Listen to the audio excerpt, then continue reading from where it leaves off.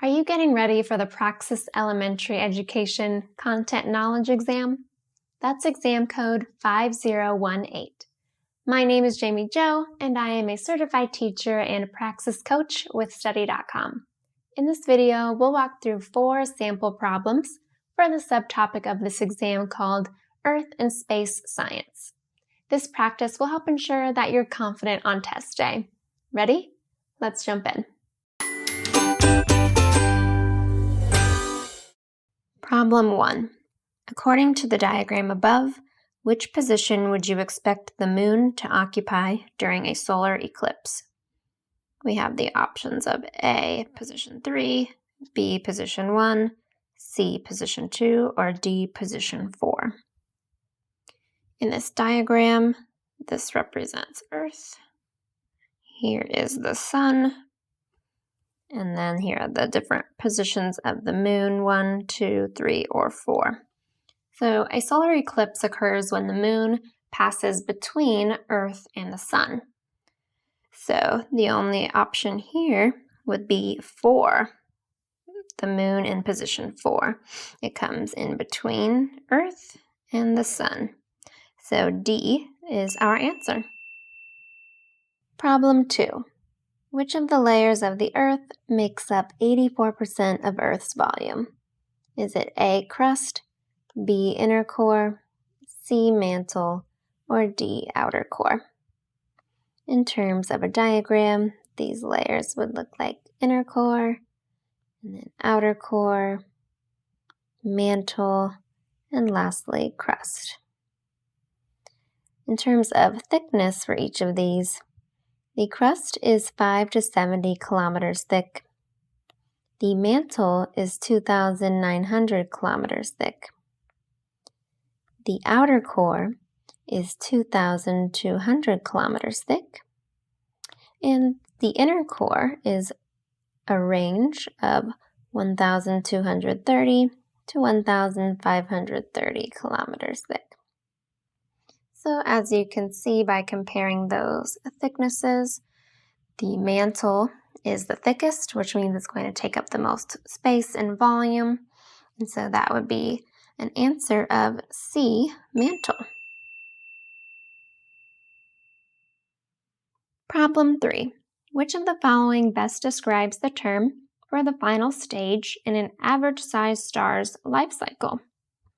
Is it A, white dwarf, B, neutron star, C, black hole, or D, red giant?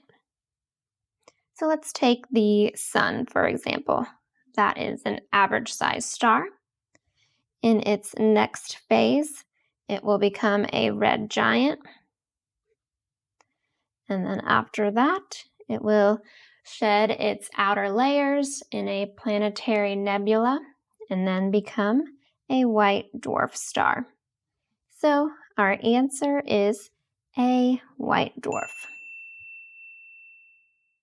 Problem 4. Which type of galaxy is represented in the image? Is it A, spiral galaxy, B, elliptical galaxy, C, regular galaxy, or D, irregular galaxy? So for starters, we can use process of elimination. Astronomers typically categorize galaxies into 3 main ones, with those being spiral, elliptical, and irregular. So we can cross regular galaxy out as an answer option just because that's not typically the name of a category that's used. So let's go back to A, spiral galaxies. Now those are like their name describes. They have a spiral pattern. They have a central disk, and then they have spiraling arms coming out of them, like such. So you can see those. Now this picture here does not have spiraling arms like that, so I'm going to cross that out as an answer option. Let's look at B, elliptical galaxy. So for elliptical galaxies, they have a sphere-like shape. So that can be, more round, or in this case, it can be like a smashed sphere or more oval shaped. So that can be an example of an elliptical galaxy, which that meets that requirement, as you can see in the picture.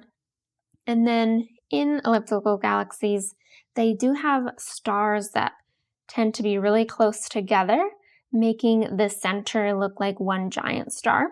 So here you can see a bunch of stars in the middle, and they are close together, so that meets that requirement of elliptical galaxies as well. And then D, irregular galaxies, those just don't have a particular shape or symmetry to them. So this picture does, and we know that our answer is B, elliptical galaxy. I hope this was helpful. If you're looking for more ways to study, then check out our other videos, and also make your way over to study.com to check out our Praxis test prep courses. As a study.com member, you'll get full access to hundreds of practice problems like the ones I just walked you through, plus targeted instruction for any topics that you're still struggling with, as well as test strategies to help you maximize your score on test day. Finally, we want to hear from you. Please like and subscribe if today's video was helpful, and then let us know down below in the comments if there are any specific topics that you want us to cover next. Good luck and happy studying!